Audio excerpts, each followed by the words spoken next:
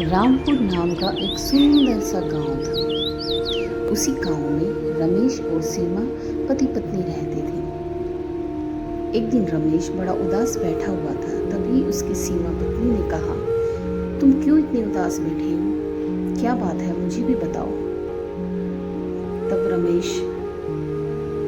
सोच कर कहता है, सीमा तुम जानती ही हो, मेरी एक छोटी सी बहुत पुरानी दुकान है और गांव में तो तुम्हें पता है अब इतनी बड़ी बड़ी दुकानें खुल गई हैं, तो मेरा काम बहुत कम हो गया है। मुझे समझ नहीं आता मैं क्या करूं। और रमेश यह बोलकर उदास हो जाता है। सीमा पत्नी सोचती है और बोलती है, तुम इतनी चिंता क्यों करते हो? भगवान ने हमें पाला है, हमें पेट दिया है, तो वही हमारा कुछ करेगा। तुम इतना सोचो मत, तुम अपना काम करते रहो, अपनी ईमानदारी पे रहो। रमेश अपनी दुकान में खड़ा सोच रहा था और देख रहा था उसके सामने बहुत सी नई दुकानें खुल गई थी। उसके पास ग्राहक बिल्कुल नहीं आते थे। वह दुकान बंद करके वापस घर जाने लगता है तो रास्ते में उसे पैसे पड़े हुए दिखते हैं, जो कि कम से कम 50,000 रुपये थे। उन्हें देखकर वह चौंक जाता है और उन पैसों को उठाता है। उसके साथ में ही एक पर्स पड़ा हुआ था। रमेश सोचता है, मुझे यह पैसे उसके मालिक के पास वापस पहुंचाने चाहिए। और ऐसा सोचकर वह पर्स और पैसे लेकर उसके मालिक को ढूंढने के लिए निकल पड़ता है। उसका मालिक साथ ही के गांव का एक ज़मींदार था। रमेश उसके घर पहुंचता है, देखता है कि वहां ज़मींदार बैठा हुआ है। रमेश अंदर जाता है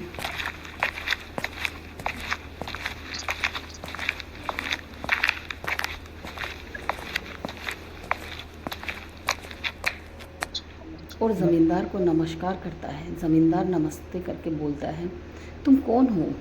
तो रमेश बताता है कि आपके कुछ पैसे खोए थे। ज़मींदार यह सुनकर चौंक जाता है और कहता है, हाँ। तो रमेश उसको उसके पैसे देते हुए कहता है, मुझे यह पैसे पड़े हुए मिले हैं, यह आप अपनी अमानत संभालिए। और ज़मींदार को वो पैसे वापस दे देता है। ज़मींदार बहुत खुश होता है और उसको पैसे भी देने की कहता है, लेकिन रमेश नहीं लेता और अपनी ईमानदारी दिखाते हुए उसको पैसे का बंडल देके वहाँ से वापस चला जाता है। ज़मींदार सोचता है, कितना ही ईमानदार इंसान है। रमेश वापस घर आता है। घर आके सारी बात अपनी पत्नी को बताता है। पत्नी सुनकर चौंक जाती है, ध्यान से उसकी बातें सुनती है और फिर चौंक जाती है। चौंकते हुए बोलती है कि आपको इतने पैसे मिले थे तो उसमें से कुछ रख लेना था, हमारे लिए कुछ करते, उसमें से कुछ करते, हम नई दुकान बना सकते थे, अपनी दुकान को नए सिरे से शुरू कर सकते थे। लेकिन नहीं, फिर वो मन ही मन सोचती है, मेरा ये सोचना गलत है, वो हमारे थे ही नहीं, इसलिए हमें उसको वापस देना ज़रूरी था। और ऐसा सोचते हुए वह अपने काम पे चली जाती है।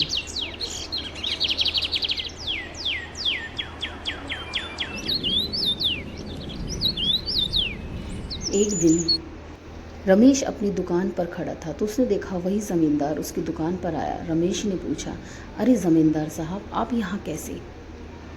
तो ज़मींदार ने उसको बोला, रमेश, मेरे पास एक फैक्ट्री है और उस फैक्ट्री में मुझे तुम्हारे जैसे ईमानदार इंसान की ज़रूरत है। क्या तुम मेरी फैक्ट्री में काम करोगे? तुम्हें एक अच्छी तनख्वाह मिलेगी। रमेश को यह बात सुनकर बहुत खुश हो गया और उसने बोला, मैं बहुत खुश हूँ, आपने मुझे यह एक उपलब्धि दी है। मैं अभी जाके अपनी पत्नी को ये बात बताता हूँ, वह बहुत खुश होगी। ज़मींदार जी, आपने तो मेरी ज़िंदगी ही बदल दी, आपका बहुत बहुत शुक्रिया। मैं कल से ही काम पर आ जाऊँगा। और ऐसा कहकर रमेश अपने घर की तरफ चला जाता है और ज़मींदार भी घर वापस चला जाता है।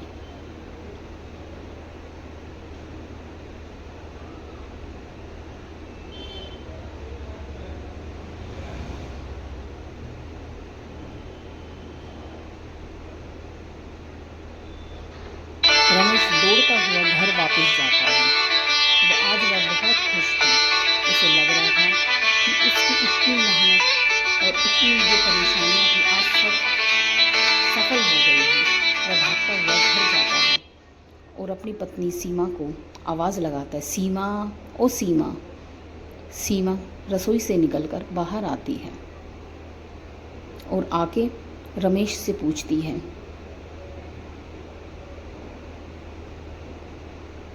क्यों जी, क्या हुआ? तुम क्यों चिल्ला रहे हो और इतना हाफते हुए क्यों आ रहे हो?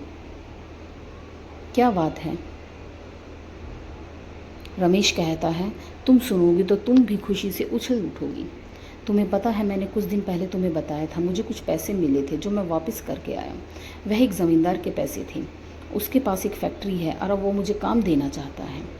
उसने यह बात सुनकर सीमा बहुत खुश हो जाती है।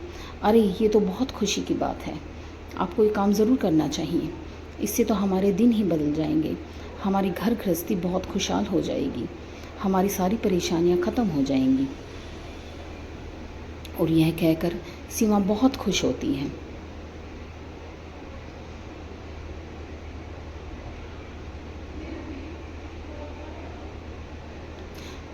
और रमेश वहाँ नौकरी करने लग जाता है और उसका परिवार अब फिर से एक खुश